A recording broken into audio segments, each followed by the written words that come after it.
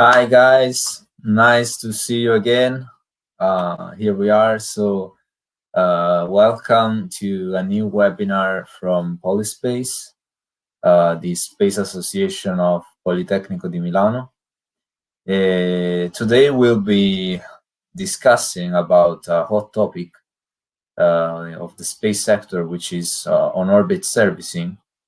In particular, we will have Professor Conte from the Embry-Riddle University in Arizona that will help us in understanding which could be the evolution of this concept.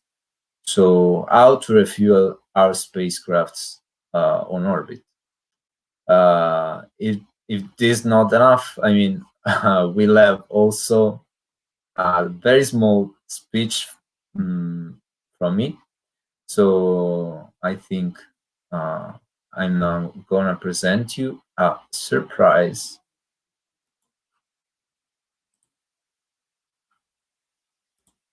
Okay, so as I said, we are Polispace, and today we are gonna have this webinar. But first, let me present you a surprise. So first of all, I would like to talk to you about the structure of our association, because this will be fundamental for our surprise. Basically, as you might know, we have two main framework, which are the executive members and the members. The executive members are divided in 5 departments. So these 5 departments take care of different aspects of the association life, which is human resources, marketing and communication, legal, projects, and business and finance. Regarding human resources, as you might imagine, they care about the members of the association. So they also care about the recruitment phase. Therefore, they are internally split in recruitment division and feedback collectors division.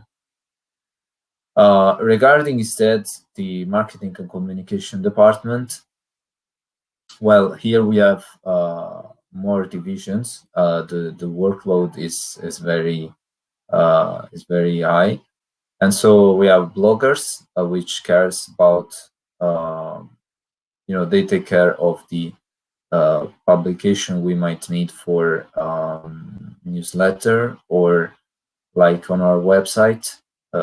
So basically, they use the Polispace platform as a blog.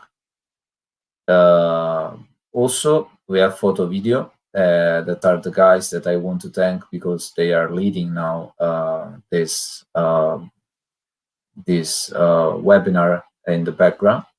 So thank you, guys. Then we have the infrastructure, which takes care of the let's say cloud aspect of the association. So we have some repositories, shared files, and also platform on which we work. So yes, this infrastructure. And then we have graphics and social, which of course it's complementary to I mean, they are two complementary activities. So graphics helped, for example, with this presentation, and then social media take care of our social profiles. Of course, we have also a legal side helping us in the establishment of the association and privacy and whatever problem could rise in time. Then we have the project department, which is basically made of Space Tech Explorer, which is nothing but the R&D of Polispace, research and development. And then we have the activities department, which actually takes care of the any potential activity we could make throughout the year, both internal and external activities. So these guys also organized today's webinar, and in fact, I would like to thank them for their effort. Also, we have business and finance, which they take care of the relationship with companies that would like to be our sponsors and so on. Yeah, among the members, we also have one team that is caring about a Mars mission for an international competition, and then we will have the CubeSat team. And yeah, I mean, this is not everything, so stay tuned for the future, and you will have more info from us. But also, if you wait for the end of this presentation, of course. Just to underline that our board is our executive members assembly is full of diversity, both geographically speaking and is balanced from the gender point of view. So we are very proud of this achievement. Yeah. So what's this surprise? Let's see. Okay, guys. Just a bit of hype, because we are hiring for new executive members, and yeah, this is the official announcement basically, and we will go through this new row of applications very soon in the next slide. Just consider that we will have business developer position, HR specialist, scientific blogger, social media manager, and graphic designer position. So as always, I would like to remind you that actually Polispace is not an association closed or restricted to the aeronautics department. So we would like to welcome any students from any department if he's willing to help, because we really need your expertise. It will be really precious. So don't be shy, apply for those positions. Indeed, you should do it very quickly, because application will close on 4th March. So yeah, but let's see which are the guidelines for applying to this position. So on the right, you can see the let's say the screenshot of the guidelines we will provide you through a link you can access, and you will find all the information I'm giving to you in the same document. It's sufficient to say that candidates must submit both their motivation letter and their curriculum in English, so that Italian won't be allowed. Also, the application deadline, as I mentioned before, is on 4th March at midnight. And for this time, candidates can apply for only one position, so no multiple choice will be allowed. As well, the candidates are obliged to submit their application through dedicated Google Forms that they could find both in our on our social media and especially in the guidelines document we will provide you. Ready?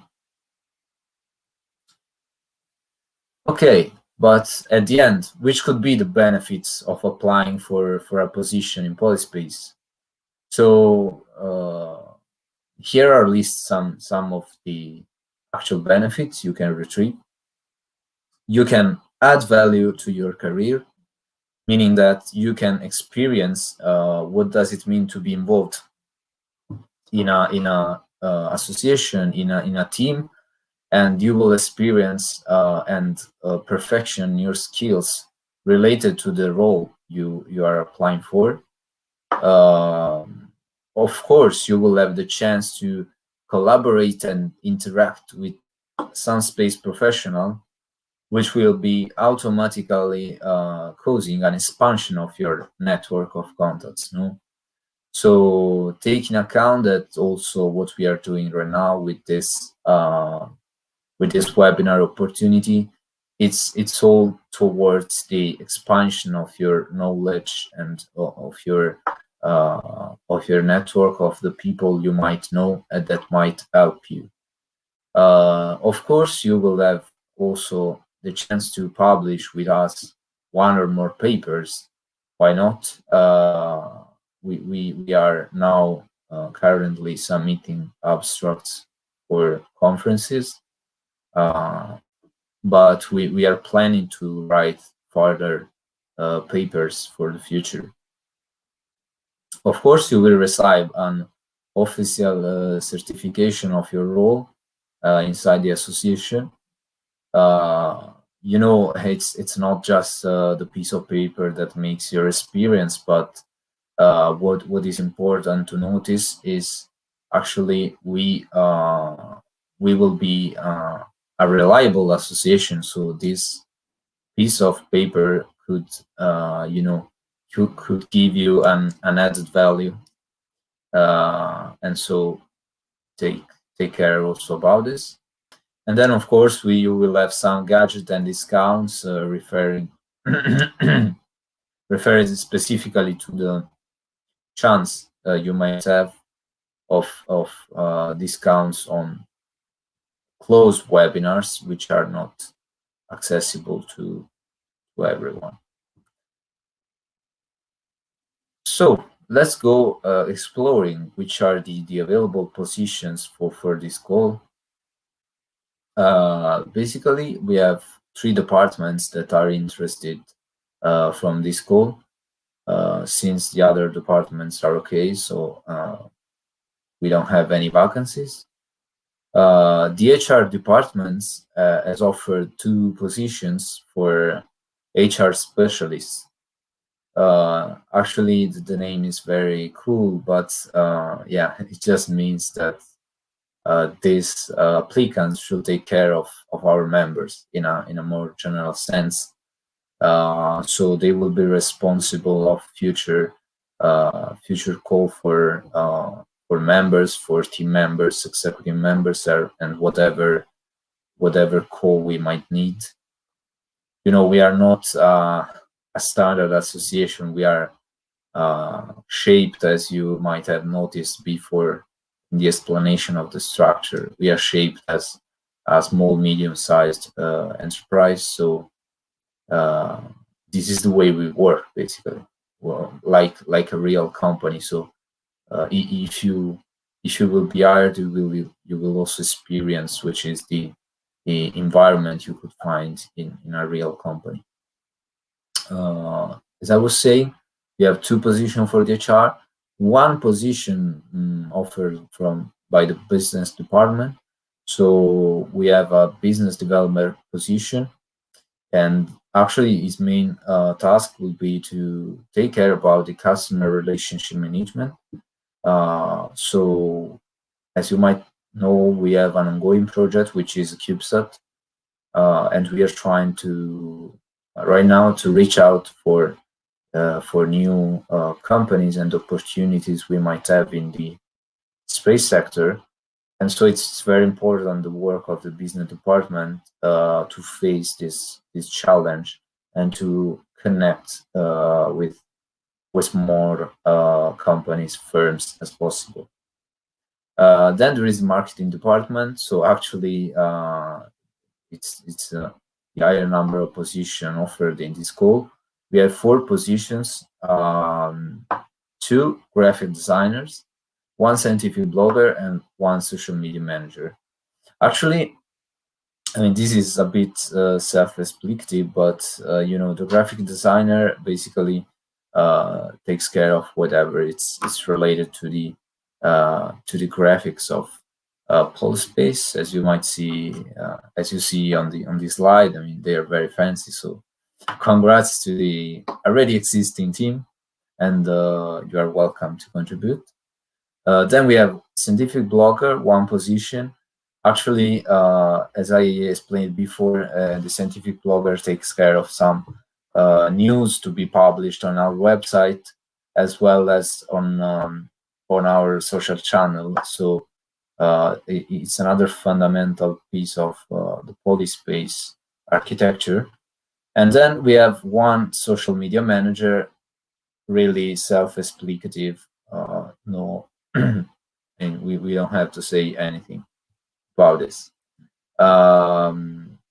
So there is another important news that I would like to give you before having some questions from you, which is that Polyspace will have a big launch event in which we will present the association actually on 16th of March.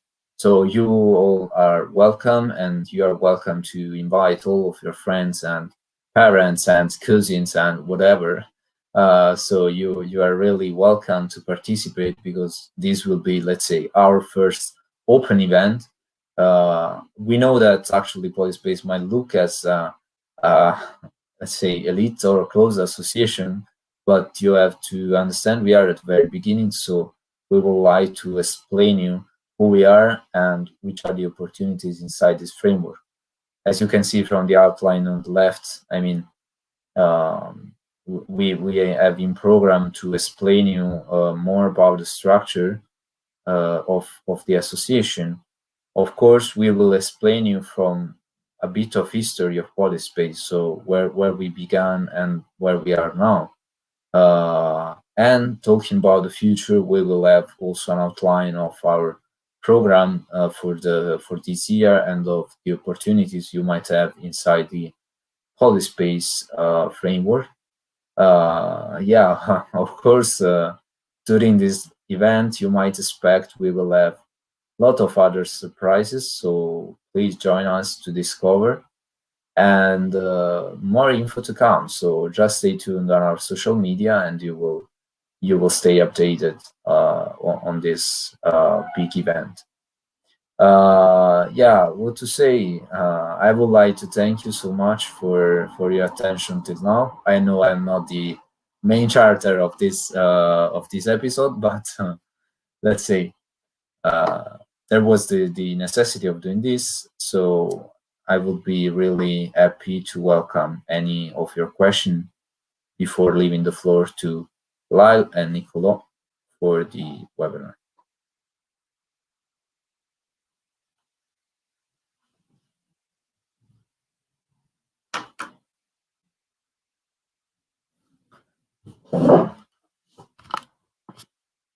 If I get the position, will I be part of the executive members of Polyspace? Well, Nicolo, I guess so. This call is actually devoted to gather new executive members for the association. So yes, of course, you will be officially part of the executive members assembly of Polyspace. Definitely.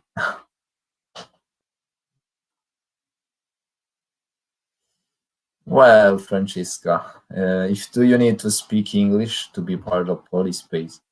Well, actually, it is quite a requirement, because this is our official language. We are an association that welcomes diversity, geographically speaking, also linguistically speaking. So we should have a common point of contact, which for us it's basically English, and we are yeah, that's the way we communicate, we speak each other. So yes, you should have a minimum let's say competence of in English speaking to participate. Okay, at this point, I'd say that if you don't have any further question, I will leave the floor to Nicolo and Lyle, and of course to Professor Conte, that I would like to thank for his presence here today. And what to say, enjoy the webinar and see you soon, guys. Thanks.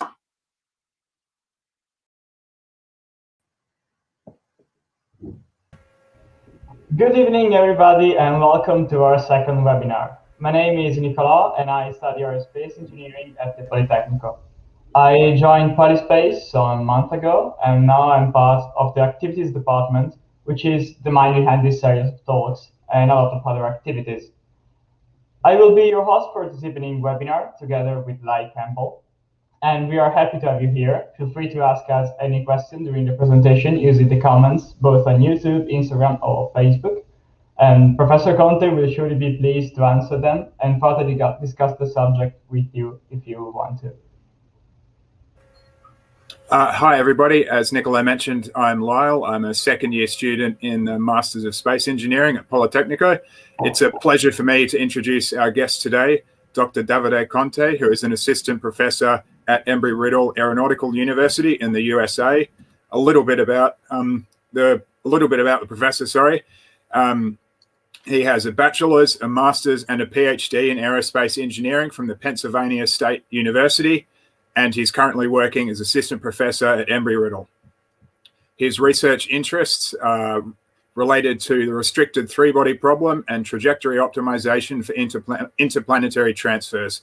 I'll now leave the floor to our professor. All right, thank you very much to both Lyle and Nicolas. Can you guys hear me okay?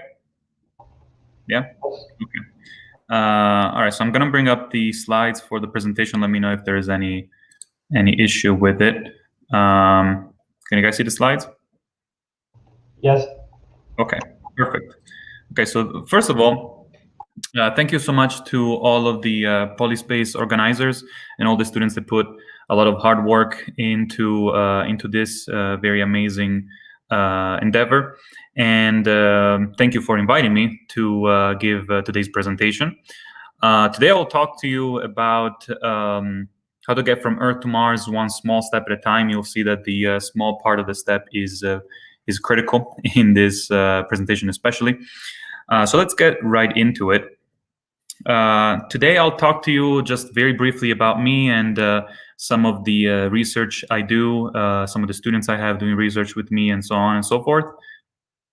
Then I will go into a trajectory optimization analogy before we get into the actual trajectory related astrodynamics, speaking specifically on intermediate staging locations in the solar system.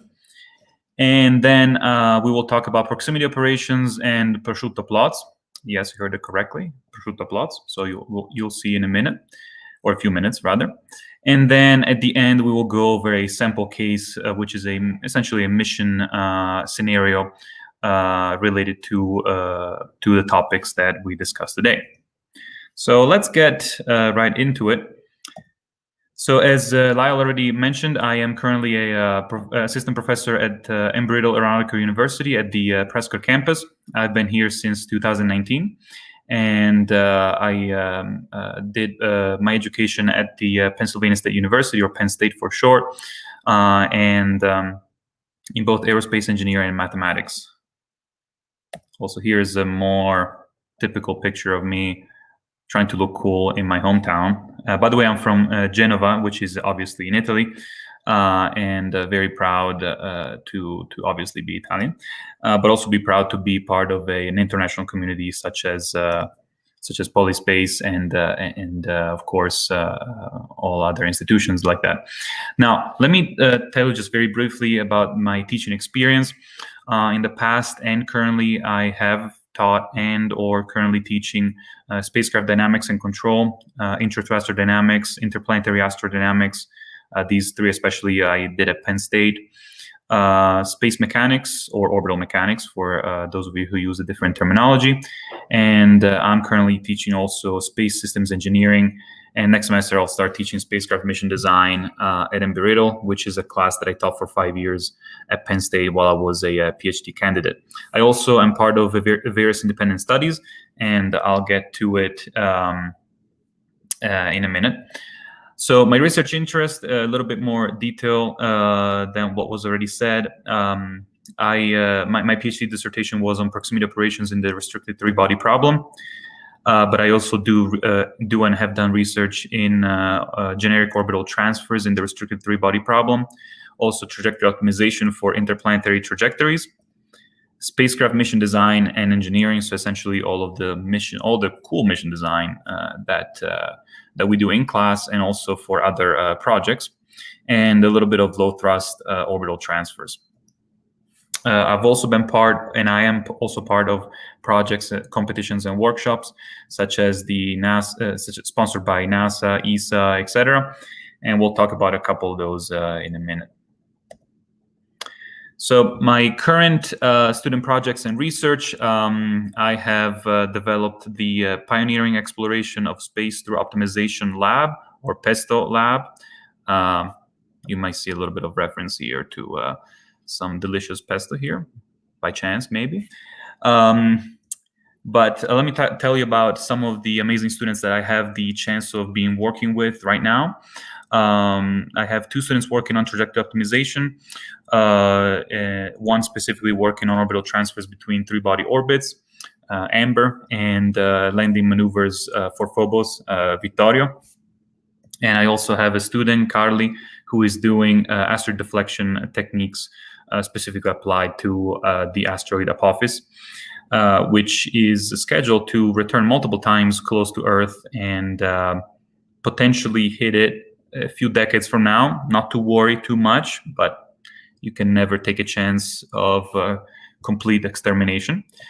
And also I have 4 very talented students, Tara, Sharik, Julia, and Kiani, that are working on the Reconnaissance and Documentation, or RAD project, which aims at establishing a space-based vehicle to document and monitor and report on crimes against humanity in certain areas of the world where unfortunately these crimes are taking place. I'm also one of the 2 mentors of the Embry-Riddle Multi-Campus NASA Revolutionary Aerospace System Concept Academic Linkage, or RASCAL. Lots of acronyms because, of course, we engineers love acronyms. The team is currently composed of 26 students, from first year to PhD students from all of the campuses of the Embry-Riddle network, including Prescott, Daytona Beach, Singapore, and also the worldwide campus as well. Also, there is a thing called the Conte Galactic Domination Incorporated, which, as you can see, the headquarters are located at my office, and actually now it's in room 105. Not that it really matters, but so students who were engaged with me, especially during the first semester I taught at Embry-Riddle, created this very amazing company, which for now it is, a student, idea, but who knows, maybe I will, in fact, dominate the galaxy one day. But jokes aside, the students that are involved with this are, were involved in RASCAL as well and other similar projects, and I'm very happy that, we have been collaborating very well on such projects. And by the way, I'm the CEO of this company, apparently, not by choice, but they made me. Not that it's a bad thing, absolutely. But let's jump into the technical part of things for today's presentation. Before we get into the more space-related things, let me tell about an analogy of trajectory optimization. Just like the abstract to this event was telling you, you don't buy a car and get all of the fuel that you ever need to use with it. You don't have a giant trailer attached to your car and haul it around, the country or wherever you're going. But you, in fact, stop at various gas stations to refuel. So let's think of the spacecraft as my extremely old and crappy 2007 Mercury Mountaineer, which is a very typical American SUV. Typical big car that they have over here, and 22.5 gallon tank, 21 miles per gallon, more like 18, and 470 miles with a full tank, which should be on highway only, but in fact it never goes that far. But but the idea is, if we think of this as our spacecraft, and we are going, let's say, from State College, Pennsylvania, which is where I spent about 10 years of my life until I moved to Prescott, Arizona. to much warmer Miami, Florida, which is about 1,200 miles, then we see that we go from, first of all, from being completely covered in snow to sunshine, which is always a good thing if you like the warmth. And of course, as you go along the way, you have to take into account various things, such as the fact that you're going to have to stop multiple times, unless you're willing to drive for 18, 19, or 20 hours straight. You have to consider eating, resting, the time and money needed for driving versus flying, and other constraints and considerations. So you can go online on an app called, well, it's also an app, but it's also an online website. It's called gasbuddy.com. And you can tell it where you're coming from and where you're going, and it will automatically plot the optimal trajectory, or in this case, the road, telling you where you're supposed to refuel and how much you're supposed to get from each of these stops so that you minimize the cost. Now, when I was a student, of course, this was even more critical because money was even more of a tight concern. So if you can, the website also takes into account detours that are obviously very short. It doesn't have too many stops consecutively. So there are a lot of constraints that it keeps into account. So looking again at this, of course, there are some pros of driving, such as it's relatively cheap, $140 per way for going literally across the country, north to south, and you can take multiple passengers and multiple bags, more flexible schedule, and you can use your own vehicle at destination, so you don't have to rent a car, for example. Some cons is that you need your own car to start with. It's a pretty long drive. It's about 20 hours. Can get pretty tiring. And then you also need potential vehicle maintenance, such as an oil change and other kinds of maintenance especially after you do a round trip of going and coming back. And of course, you have to worry about parking. Now, alternative solution is, of course, flying. But keep in mind that what I really want you to get away from this is that you can do this, especially you can drive between these locations because there are so many gas stations scattered around the world now. I mean, here the example is specifically in the US, but we know that there are gas stations all over the place.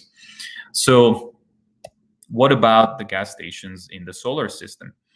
So here I want to talk a little bit about the intermediate staging locations, which would be valuable for such refueling stations, especially in our solar system, of course. And one day, probably many years from now, we'll worry about this also beyond the solar system.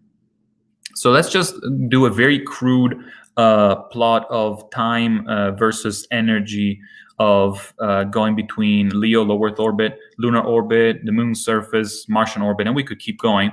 We see that time-wise, notice that the scale on the top plot is a log scale, powers of 10, increases drastically, while the amount of energy, which is the bottom plot, and here energy is computed as delta V as a function of essentially delta V, which is pretty much the same as energy.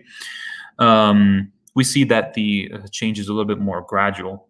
So if we were able to position rather gas stations at these intermediate locations, we'll be able to essentially smoothen this curve and make all these various transfers more affordable. Not just that, but you wouldn't need to bring all of the propellant. Remember, in space, you need both fuel and oxidizer because there is no air out there. So you need to bring all the propellant with you. You don't have to bring all the propellant with you if you're able to refuel at various locations. Now, the reason why we're able to do this on Earth with our cars is because there are so many cars around.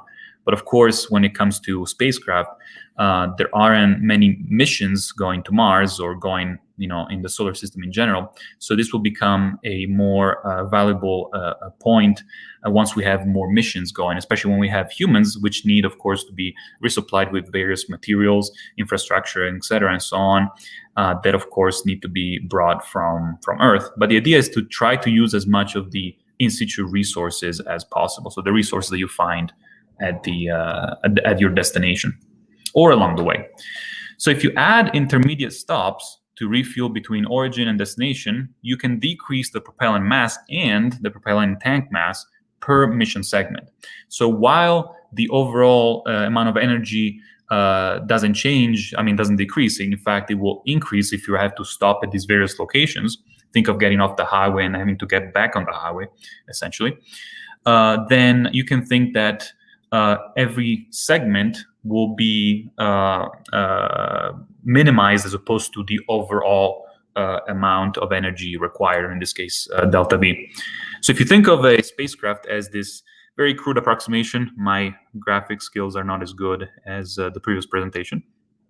You can think of the dry mass of the spacecraft, which you see is the left portion of the spacecraft here, and the propellant mass, which is usually the vast majority of a spacecraft's mass. Then the propellant tanks are, of course, sized based on how much propellant you need to store. So if you're able to minimize the amount of propellant needed per mission segment, you can also minimize the amount of propellant tanks, meaning you can also reduce some of the dry mass.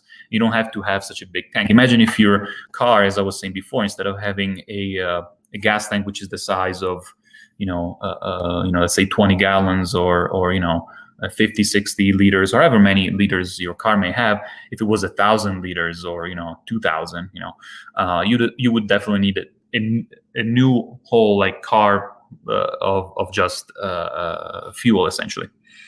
But if you can minimize these, both of them, both the propellant tanks and the propellant per mission segment, we'll see later, especially during an example, that this would be a great benefit and would lower also cost per mission. So let's think about some potential gas stations here. Of course, I'm referring to the solar system.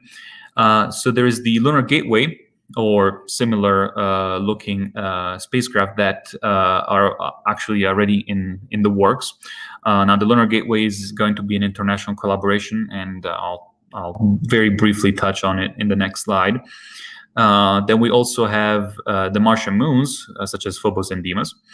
And of course, there are asteroids all throughout the solar system, which could become gas stations if you're able to drill the material from each of these asteroids and then turn it into propellant and potentially even other kinds of resource that can be used by astronauts and other, of course, robotic missions. Then this would increase significantly the usability of all the resources. Think of it as whenever humans started exploring our world, our planet, they started by bringing their own resources, but eventually, whenever they established new colonies, new locations in the world, they tried to survive off the land they arrived at. Except that here, the land is the solar system, and you also have to worry about breathing. So there is, of course, the difficulty has increased, but so has our technology. So we want to avoid big gravity wells when we settle these refueling stations, because if it takes a lot of energy to arrive close to a very strong gravitational field, then it's not worth stopping at such locations, as opposed to stopping at an asteroid or a small moon such as Phobos and Deimos, or even our moon, which is relatively large, in fact.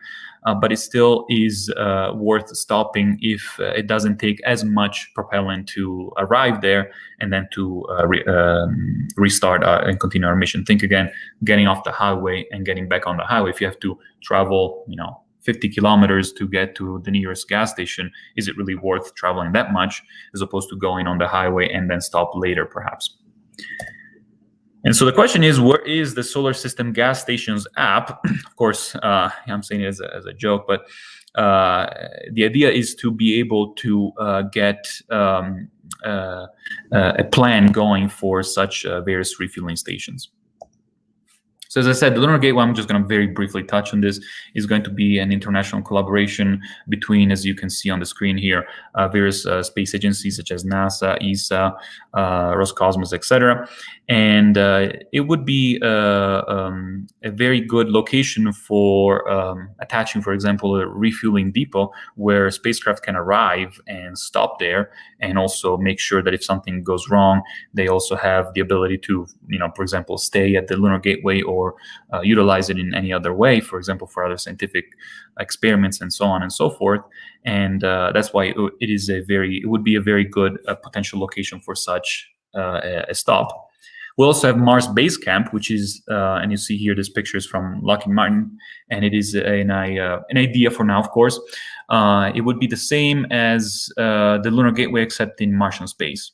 And when I say base camp, you can think of base camps, for example, when you go climb a mountain, you usually arrive at the base camp at the foot of the mountain, and then you start your climb. So this would be essentially the equivalent, getting to base camp, and then whether you go onto the surface of Mars or Phobos and Deimos or even other planets, then you at least have the chance to arrive there and rest for a minute, refuel, and get more resources that you may need.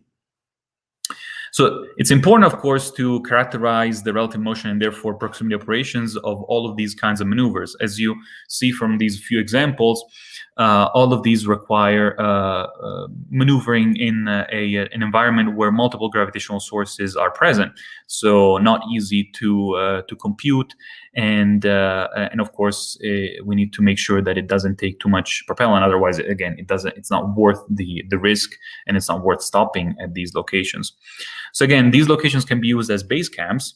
They can be used also for large spacecraft assembly locations, because if you can send various pieces of a spacecraft to one of these locations and then assemble them in this very highly energetic locations, then you're able to propel the spacecraft outside of the system and go to interplanetary space and go to other planets for using much less energy than if you had to send it all the way from, for example, low Earth orbit.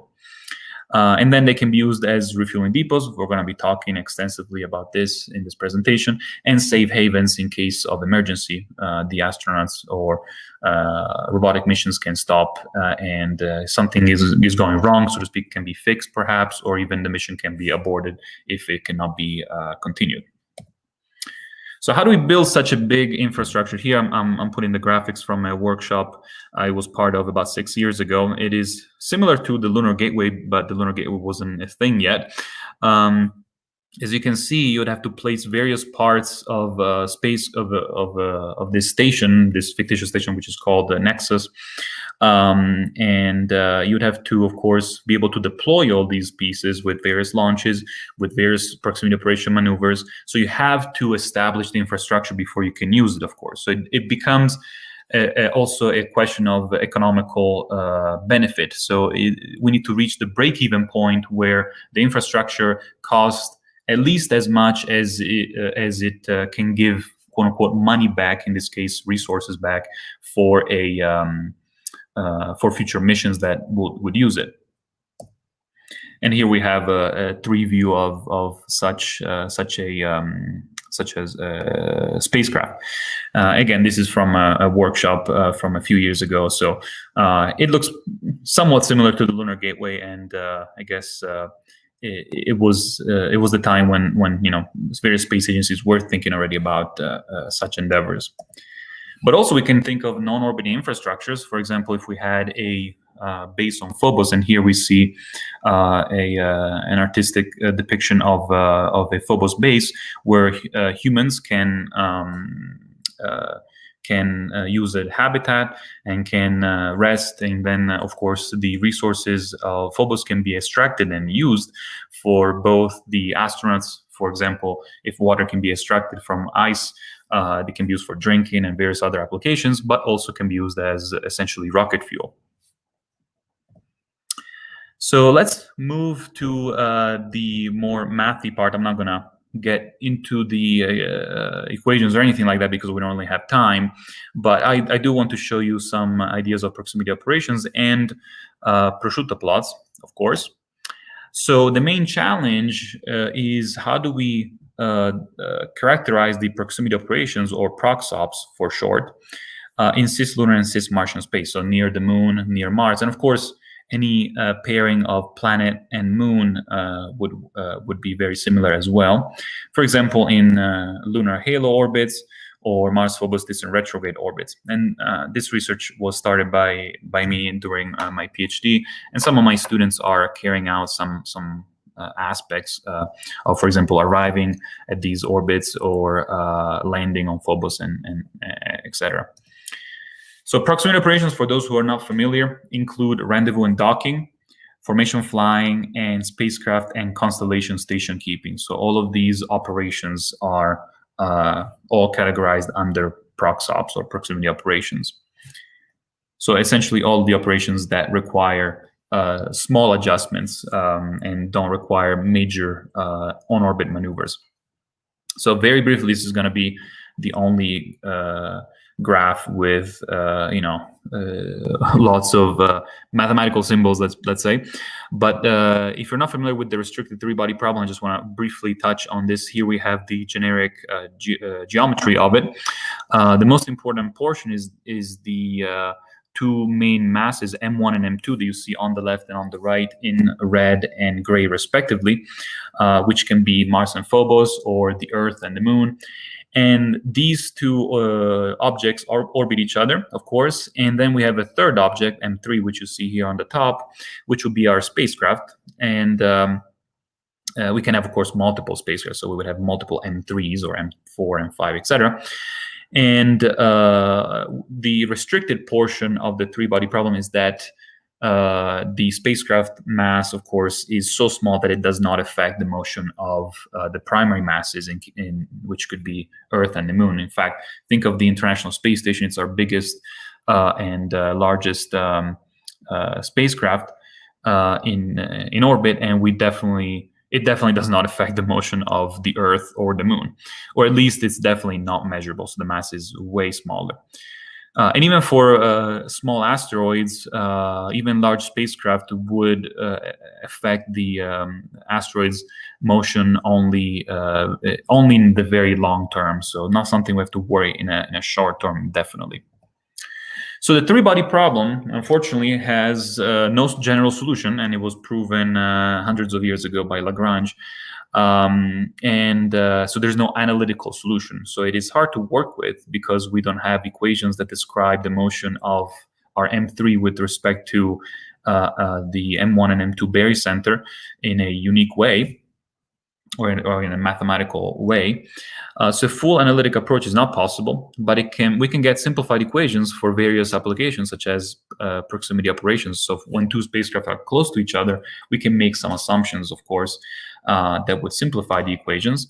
And a full numerical approach is possible, but using full numerics only is very computationally expensive, and we don't really get much of an insight on what's going on if we're just, trying to run things on MATLAB, for example, or C++ or whatever program you use. And so a semi-analytical approach is an approach which makes use of simplified analytic equations, which are still good enough, and they give you some insight on the parameters that are most useful and that affect the motion the most. And we also can run some numerical results that are good enough and are not too computationally expensive. So of course these are not exact, so that's of course a drawback, but it can be good enough. So think of, for example, if you have to compute motion of two spacecraft the size of, let's say, the International Space Station and let's say a capsule like Orion, if your analysis leads to errors in the order of millimeters or centimeters, then it's not a major impact on the motion. However, if you need a very high precision, for example, you're trying to detect gravitational waves, then this may not be the approach that you should take. So for this, we can go and here I plotted a 4D plot. So it's the 3D, the three Cartesian coordinates X, Y, and Z and for relative motion for fixed time of flight. And you can find, again, I'm skipping a lot of the math here, but you can find delta V amounts for proximity operations when you start, depending how far you start from the given spacecraft. So here you see it's plus or minus 500 kilometers. This is for a halo orbit of AZ 20,000 kilometers. So AZ is the maximum Z size of the halo. And you can see that the delta V varies between essentially 0 when you're extremely close to up to 40 meters per second, in this case, for a time of flight of 6 hours. However, we're not interested so much in graphs that tell us delta V for a fixed amount of time of flight, but rather for a time of flight that varies. And so variable time of flight plots, which my advisor, Dr. David Spencer, and I have named prosciutto plots, can help us determine the delta V as a function of departure and arrival time. So for those of you who have dealt with astrodynamics a little bit, this may sound very similar to whenever you're using Lambert's problem multiple times and you produce pork chop plots, which we'll talk about in a minute. And they're, of course, a delta V as a function of departure and arrival time. So these plots, with the appropriate color scheme, of course, look like prosciutto. Of course, you have to be a little bit creative here with the naming as well. And so here we have two examples, one for a Mars-Phobos distant retrograde orbit, which we'll talk about in a minute, and one for a lunar distant retrograde orbit, which we'll also touch on in a couple minutes. So you may be asking, so why the name prosciutto? Well, because I'm Italian and prosciutto is delicious, but also because proximity operations generally require low delta V and take place in a smaller amount of time than, for example, Earth to Mars trajectories, let's say. And prosciutto is a thinner counterpart of pork chops you can think of, and of course, it's very well known in Italy. Also, there's a thing called bacon plots. So for those of you who haven't heard any of these yet, so pork chop plots are, again, usually for interplanetary travel between two locations, and you get the delta V as a function of departure versus arrival time. Here we have an example for Earth to Mars trajectories. Bacon plots are the equivalent of pork chop plots, except when you use low thrust. So here, of course, you have to also give parameters regarding the amount of thrust that you're using. And of course, you have to do optimization very carefully as well. And then, of course, at the end, we have prosciutto plots. So as you can see, astrodynamicists are very, very hungry people, first of all, and looks like meat eaters. But we do welcome vegetarians and vegans still. So please continue your endeavors in astrodynamics, even if you don't eat meat. Now, let's talk a bit about these staging locations. So we have the Earth's moon, which, of course, we're very familiar with. Here we have a photon bouncing between Earth and the moon, and that tells us how close, but yet how far it is from us. And then we also have here on scale the Martian moons, Phobos and Deimos. So the Earth's moon is, of course, significantly larger than Phobos and Deimos, but is also much, much further than Phobos and Deimos are from its parent planet. So those are all considerations we have to keep in mind whenever we're looking for these staging locations. And so when we look at Mars-Phobos orbits, and here I'm going to focus primarily on Phobos, but the same analysis could be done for Deimos. So I'm just picking one here.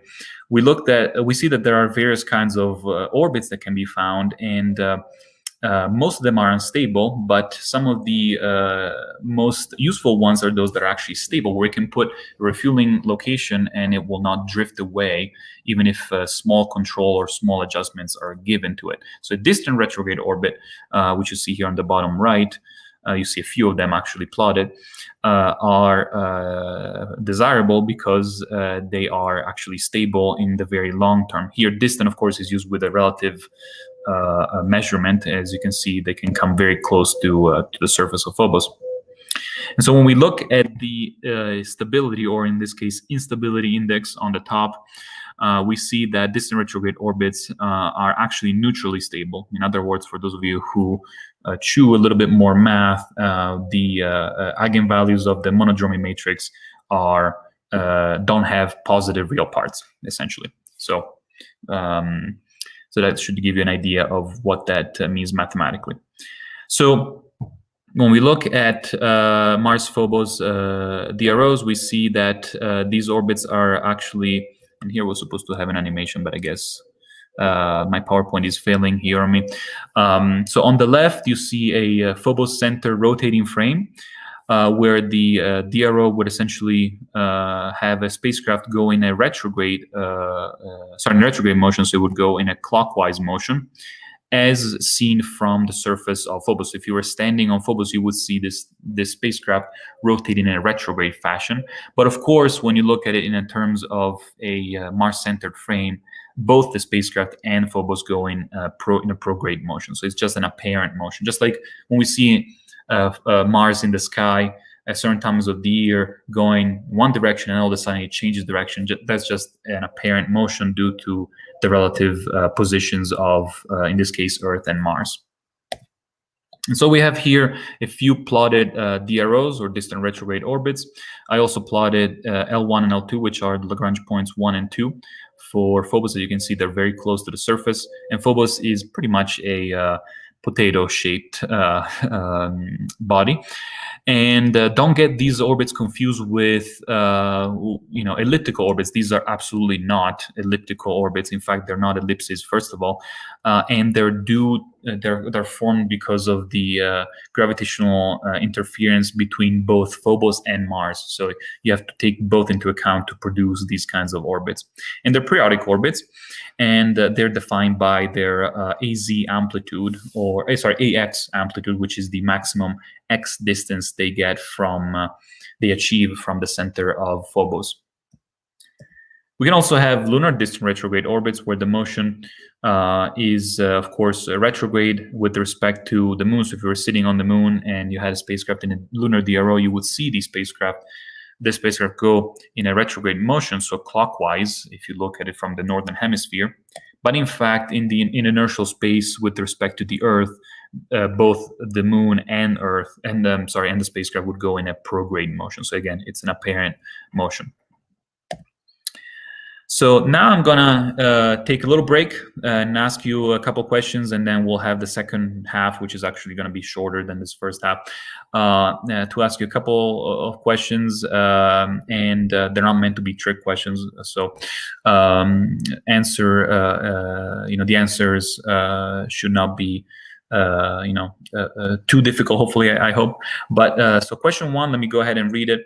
So why is it not ideal to bring all the propellant needed for a mission at launch? And here you have, I give you 4 choices, A, B, C, and D. So A, because it requires a large spacecraft dry mass. B, because it requires a large launch vehicle. C, because the mission would cost more. Or D, all of the above. So I'll give you a couple minutes to think about and answer.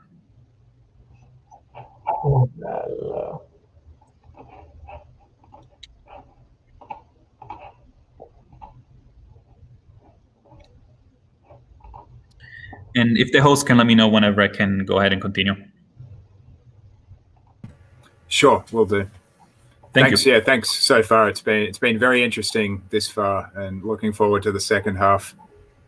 Yeah. The second bit, again, as I said, will be a little bit shorter. So we'll go over a scenario of applying all these to an actual mission. Mm-hmm. Yeah, that sounds great. I hope you didn't have to wake up too early for this. I'm not sure what time it is over there right now. No, in fact, what's really funny about Arizona that I noticed is that everybody wakes up extremely early.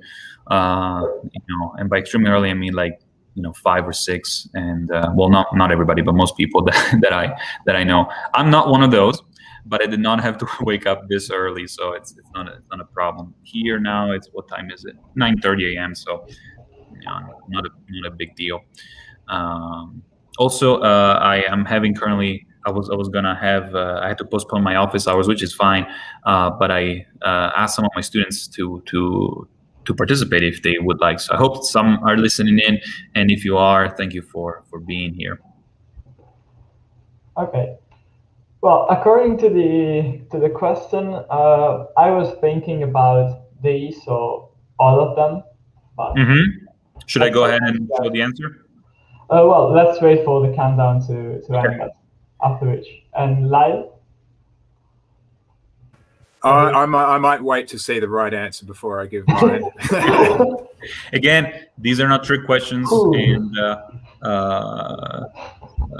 so hopefully, the answer is not too surprising. Let's put it that way. But yeah, seems like I made it to the first one. You can, I believe, go for the second question. Okay, should I show the answer? Yeah, we already show them on the presentation. Oh, yeah. So you can just read the second answer. Or comment the answer if you want, if you please. Okay, so should I go ahead? Just go ahead. Yeah. Yes, you can. Okay. So the answer for this is D, as said, and because it's all of them. So, and in fact, there could be more reasons as to why, but so the answer is is D, all of them. Question 2: why don't solar system gas stations exist yet? So A, because no one cares. B, because demand is not high enough. C, because the solar system has no useful material to offer. Or D, because aliens have control of our solar system resources. I'll go for the aliens this time. For the aliens, yeah, I mean, yeah, I believe we actually we don't know that for sure. So. Oh, so are we still in the phase when which we have doubts that we can find some kind of intelligent form of life inside our solar system? Mm-hmm. Oh. Well, I mean, I'm not sure if we'll be able to find intelligent life in our solar system, but I'd like to think that there is life out there. Obviously, we have no proof for or against it yet, and there are many theories. So I think it's pretty hard to base our statistics on a sample size of 1, which is life on Earth. So hopefully we'll be able to find life that also thrives on environments which can be pretty surprising. I mean, on the Earth, we find microbes and bacteria surviving in extremely harsh environments. And not to mention, some can even survive in outer space for years. So that's pretty amazing. Yes, indeed. Then sometimes you hear about creatures found in places where you really wouldn't believe someone can live. So let's hope we'll find out something in the future. Well, it looks like the results are in, and B was the most popular answer, and I believe that was the correct answer. Correct, yes. So we don't have enough demand, just like I was saying. There are enough. If there were only a few cars around the world, we wouldn't have this many gas stations, because it wouldn't be a good business choice for those, opening these gas stations. Think of it as electric cars right now. We have some electric cars around, and we have some recharging stations, but not as many as gas stations for sure. So hopefully in the future we'll have more of the electric ones, and we'll start abandoning the fossil fuel route. So that's hopeful. That's my hope also for the solar system. Okay, so question 3? Yes. Okay, so question 3: why are distant retrograde orbits, or DROs, good candidate orbits for refueling stations? So A, they're stable orbits, where stable here is technically neutrally stable. B, they have relatively high energy, making it easier to depart from them to an interplanetary destination. C, they're relatively close to one of the primary masses, for example, the Earth's moon. We also saw Phobos, for example. Or D, all of the above.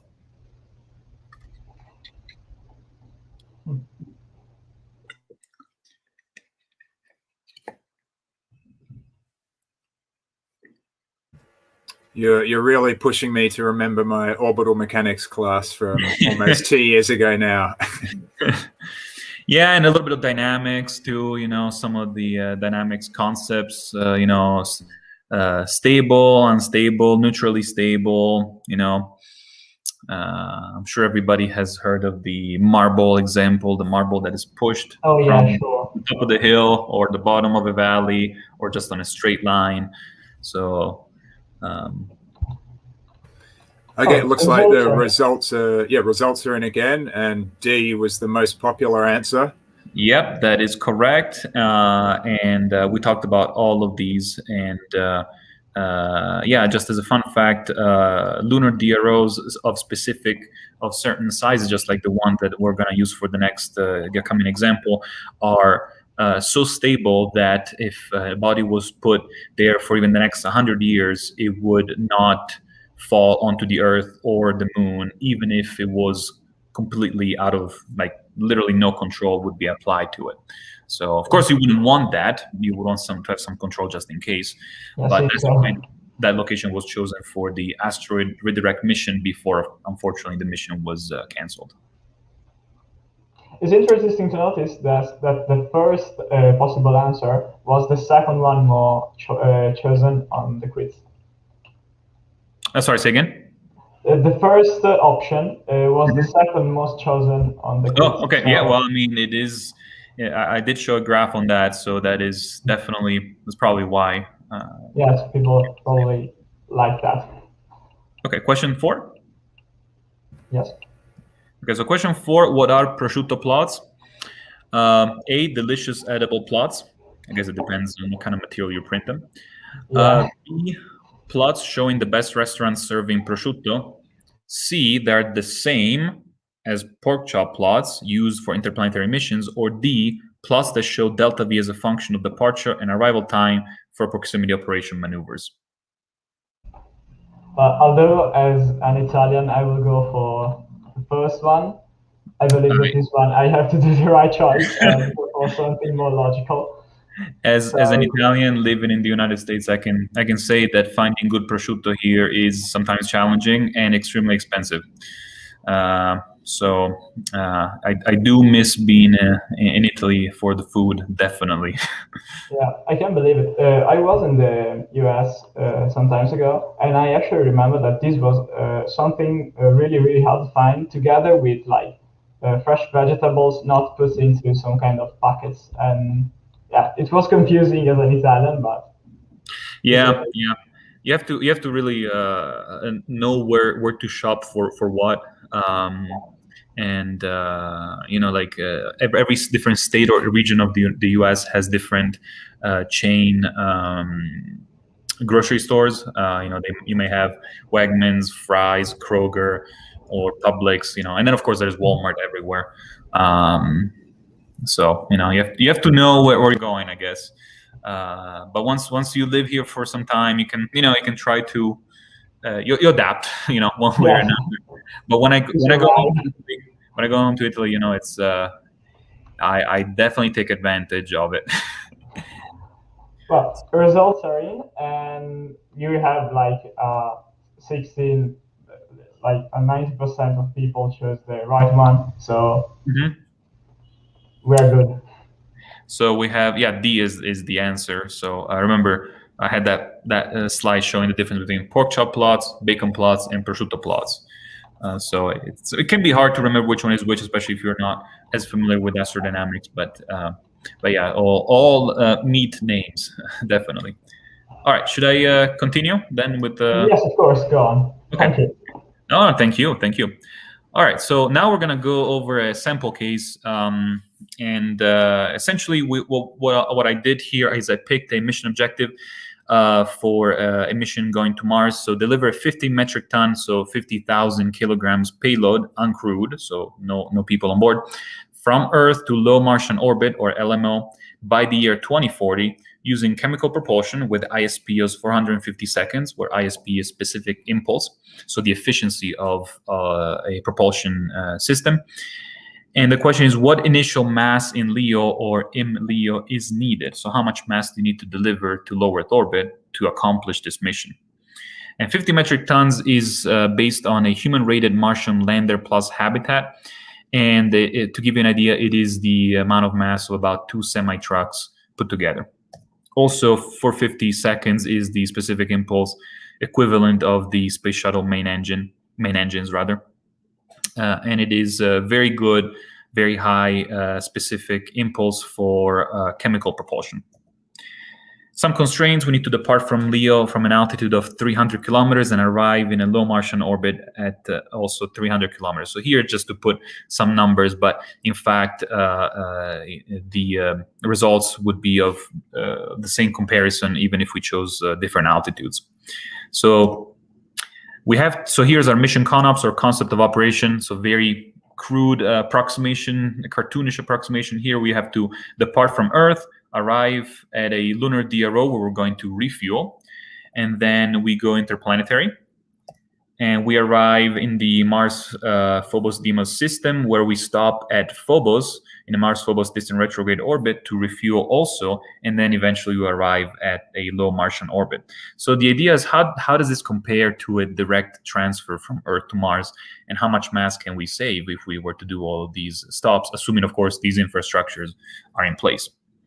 So notice that these two, the DROs, are the intermediate stops for us. So these would be the 2 stops that we would see on the road if we were to go and have the app like we saw at the beginning of the presentation.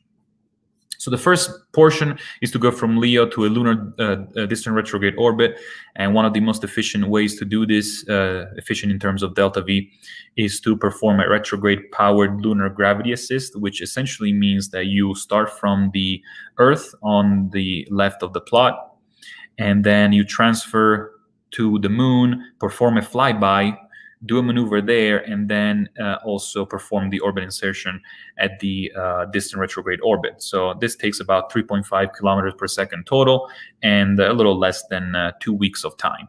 So even if it was a crewed mission, 2 weeks is still a manageable time and not too long. So when we start performing these kinds of analysis, we have to take into account all the various perturbations. And when we run Monte Carlo simulations, or essentially we shoot multiple trajectories with various perturbations due to errors in the propulsion system, other perturbations of other bodies as well, then we get to an orbit insertion location, which may seem like one point in space, but when we zoom in, it is actually a spread of points, as you can see here. Here I ran 10,000 cases. You would want to usually run even more if you want to have more accuracy also. But when we take all of these locations and we organize them by distance from our desired orbit insertion location, and so essentially we reorder all of them, we find an average of almost 40 kilometers or so, which means that we have to cover these last 40-ish kilometers doing proximity operations.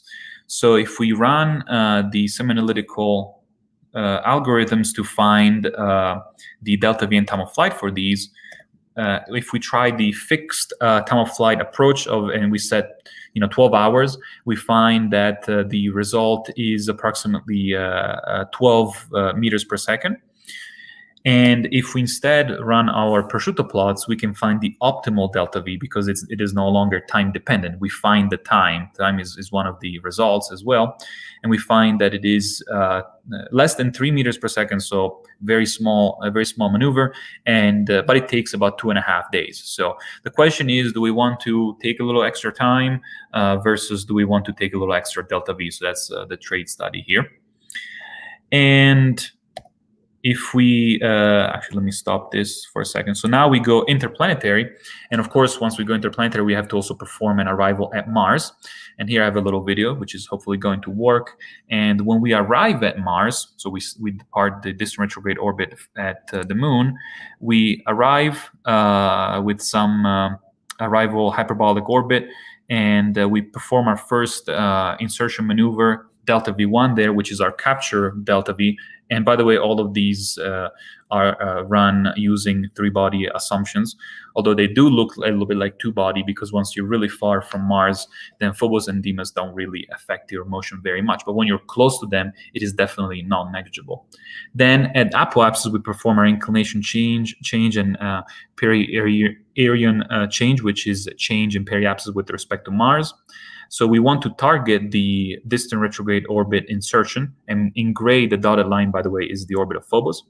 We then have to phase into orbit around the distant retrograde orbit, because when we arrive, Phobos is not necessarily in position. In fact, it generally won't be. And once we perform the final phasing orbit, we arrive, and the delta V4 is finally our DRO insertion.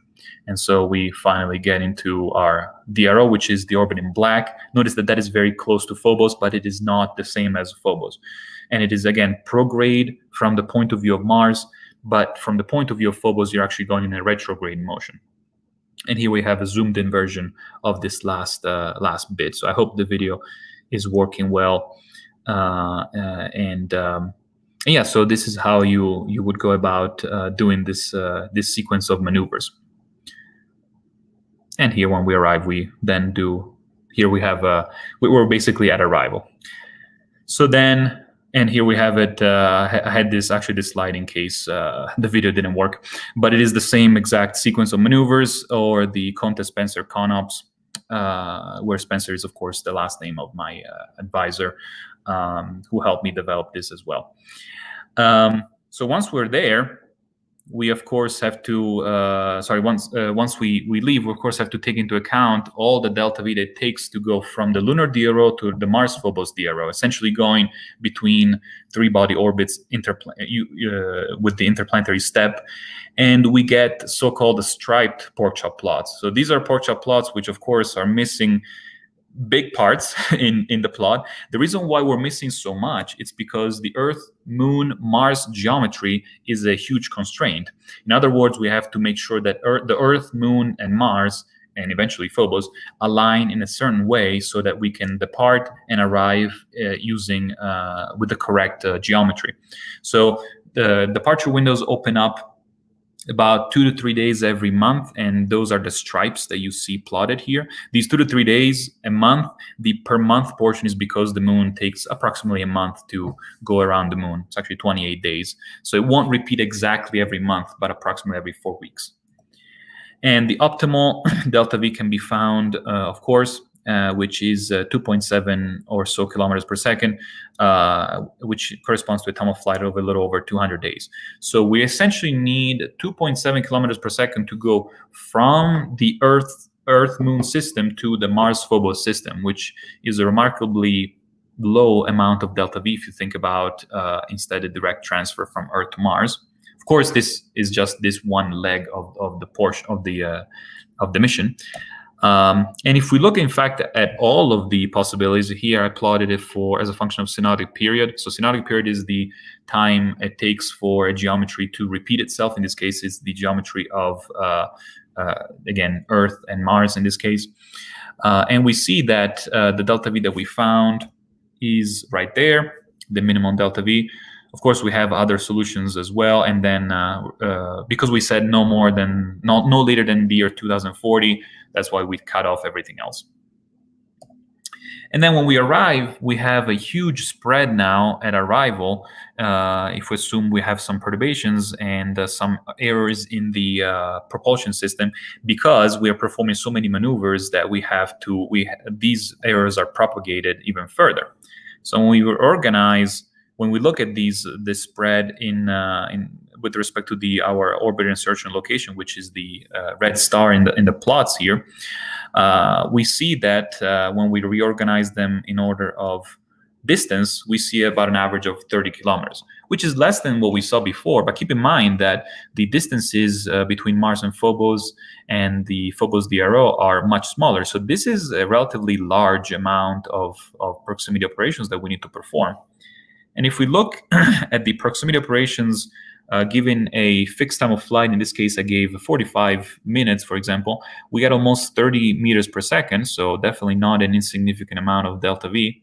And if we instead let time be one of the results, so variable time of flight, we get a little bit less than 20 meters per second, and the resulting time of flight is in fact almost the same, so less than an hour. Now keep in mind that because Mars and Phobos orbit each other in approximately 7 hours, 50 minutes or about an hour is a significant portion of an orbit of Phobos. And so when we combine all of these results, and here actually took the worst case scenario for the proximity operation delta V's, we see that we have the various mission phases with delta V and time of flight, and I broke them up into refueling phases. And we have refueling phase 1, 2, and 3, where the red portions are where we actually perform the refueling.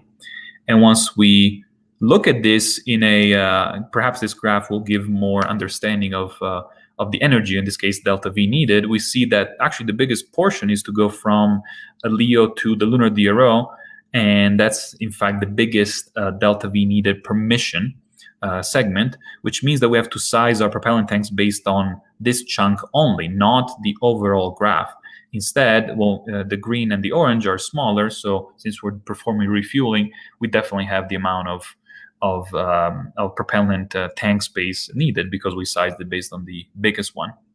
And if we look at this in terms of compared to a direct transfer and a one-stop, our 2 stops transfer, which is what we did here, takes overall more delta V. See how it goes from 5.6 to 6.2 and then more than 7.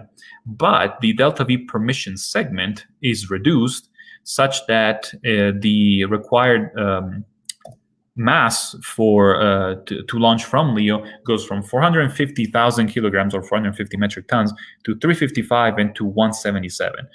And the time of flight increases a bit, approximately 25%, because you have 50-ish extra days with respect to direct transfer.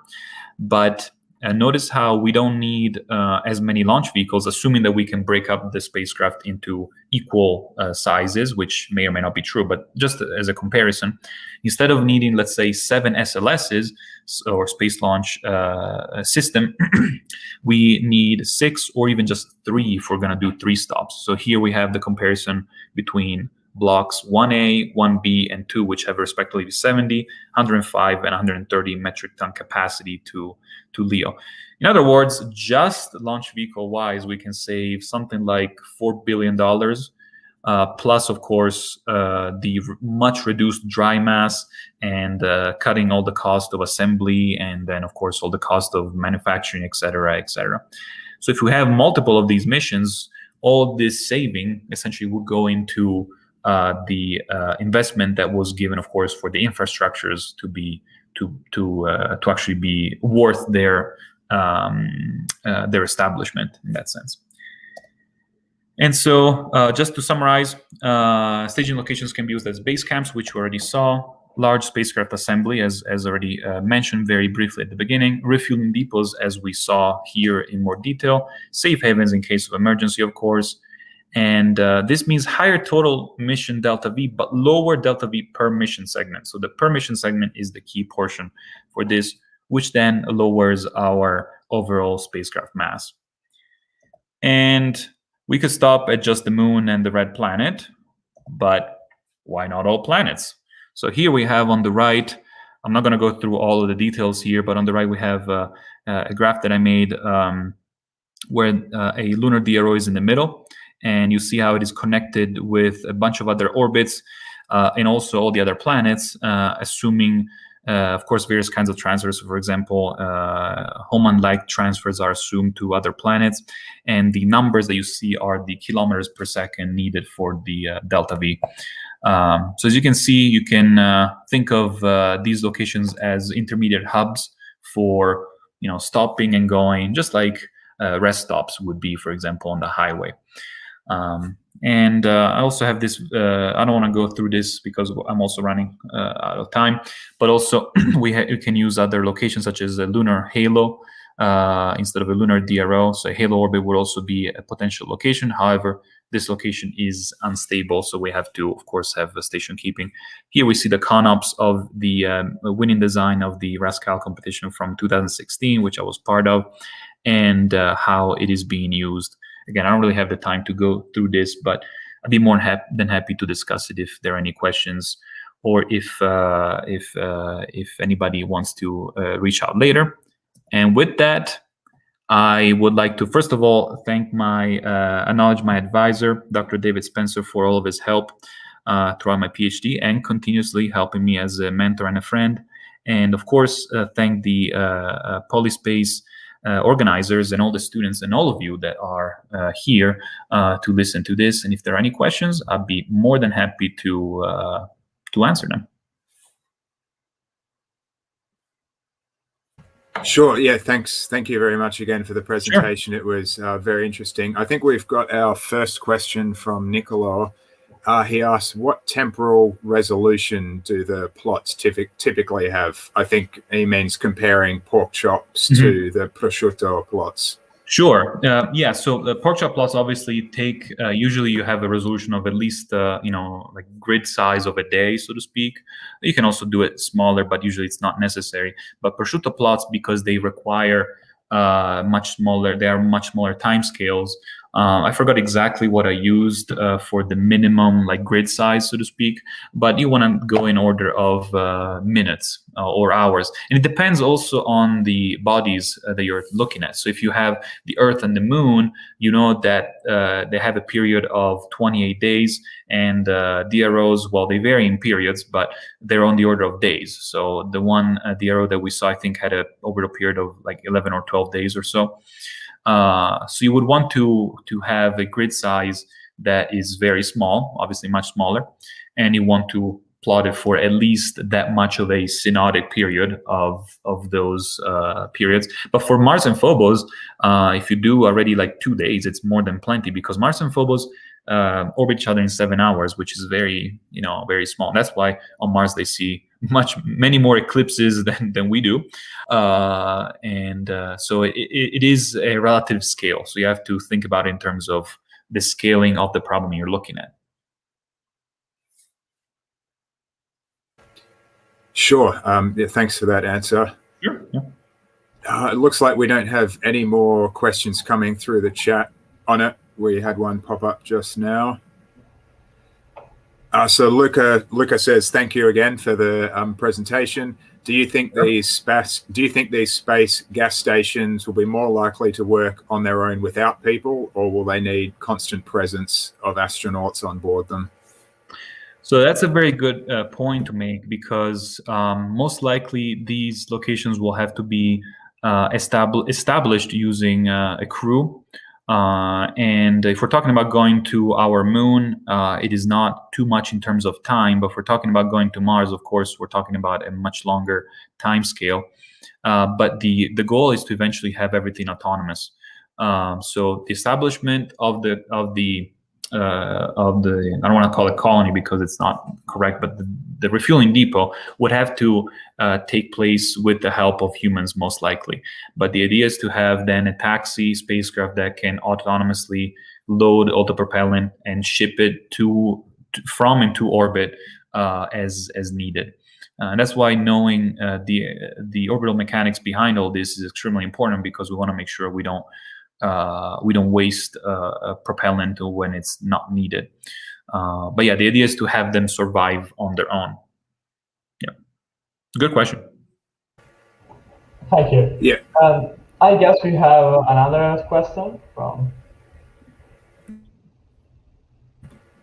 Yes. So Damiana asks, what is the position of large companies or the space associations on this topic? Like, are they also actively researching or developing technologies in that area? Yeah, great question. The Lunar Gateway is probably our best bet for now, because it has to happen, as some people say, because it's such a big international collaboration that it will most likely happen. And I hope that we do go back further than low Earth orbit. And that will be a first location where, in fact, the Lunar Gateway was thought of as an intermediate location between the Moon and Mars. So if you look at NASA's plans, the Lunar Gateway stands as proving ground for Mars and for returning to the Moon as well. Now, for Mars Base Camp or equivalent, of course, the plans are much more in the future. So I don't think that any of these gas stations will happen anytime soon, sadly. But at least the Lunar Gateway is most likely going to happen, and they're supposed to launch the first module. I don't remember the exact date, but couple of years, I guess, or maybe less. Hopefully. So I think that the goal, especially for companies such as SpaceX going to Mars repeatedly, that's their goal with humans as well. It would really benefit them to have such refueling stations around Mars. Then, when we're looking at missions going even further, of course, we can sprinkle all of these all over the solar system. And in fact, if you think of all the science fiction movies and books, or anime or whatever, you see that these exist in all of these, of course, futuristic realities, because that's the next logical step for travel, to make travel affordable. Okay, sure. We have another question from Nicola Boscolo-Fiore. Are there promising propulsion technologies for the task? Chemical propulsion seems to be a huge constraint due to low ISP. Wait, can you repeat the last bit of the question, please? Chemical propulsion seems to be a huge constraint due to low ISP. Mm-hmm. Oh, okay. Yeah, so the example that I gave here is just to have a comparison. So just to compare numbers at the end, essentially. But you could do all of these maneuvers with low thrust. Yeah, there's no reason why you wouldn't, in fact. But the example I gave is just for simplicity of calculations. I just did everything using chemical. But you would definitely want to deliver all these things using electric propulsion, which simply means that all of your masses would have to be scaled with the new ISP, which whatever it might be, 3,000 seconds or whatever for electric propulsion, for example, or even nuclear propulsion. Now, of course, the times of flight will be much longer. But again, if we're looking at robotic missions, this doesn't matter as much. Or perhaps what we can do is we can deliver the necessary material in a package configuration using electric propulsion, and then send the crew using chemicals, so that we don't have the crew in interplanetary space for too long. And then they arrive, they unpackage everything, they settle everything, and then they can come home using much faster transfers. So when we talk about humans, we're concerned about the time of flight, especially, of course. But when we're talking about robotics, of course, times of flight, is not as relevant. And definitely, yeah, chemical is not ideal. But for humans, it's probably going to be one of the, it's probably going to be how, for example, NASA and SpaceX will do most of their future missions to the moon and Mars, initially at least, until we figure out, hibernation. And this is a little bit of science fiction, but also science fact, as we can put people in so-called torpor, which is a state of unconsciousness. And I'll let you look it up on Google. I don't want to take too much time, but it is not only science fiction. Let's put it this way. Ooh. So. Well, thank you. And then we have, I believe, one last question for you, which was something I was also about to ask you, and it is from Dario. How much time do you think it will take for us to be able to build this structure? So the amount of time that it takes to build a structure would be definitely dependent on how many astronauts we can send, and how much, for example, various space agencies are willing to collaborate. For example, for the Lunar Gateway, the timing of construction is greatly reduced, as if it was, let's say, only NASA to build everything, versus NASA, ESA, Roscosmos, et cetera, So that reduces our time of construction rather significantly. Now, regarding all the other potential gas stations, it is a similar idea. As long as more agencies are willing to collaborate, this would be definitely reduced. In terms of how long, like an actual number, I don't know. I can't really tell you. I haven't really looked into this, but I would imagine that it would take definitely on the order of weeks or perhaps months. And at least initially, as we understand better how to do these how to develop and deploy these systems, and so that's probably the approximate timeline. Perfect, thank you. Yes, of course, it will depend on how much people will be interested in doing that. So. Yeah, the hope is that international collaboration keeps going, and the Lunar Gateway is, in my opinion, a great way to get this started, and hopefully we'll move also further than where we've already been, and go to the Red Planet and beyond. Perfect, thank you. Yep, you bet. Thank you. Well, yeah, thank you very much for your time today. I'm sure you've got a busy day ahead of you, so we'll let you get on with that. Yeah, it was a very interesting talk, and yeah, we hope to see you again sometime soon in the future. Yeah, thank you so much. Wait, let me stop sharing, I guess. Oh, I wasn't sharing the screen anymore.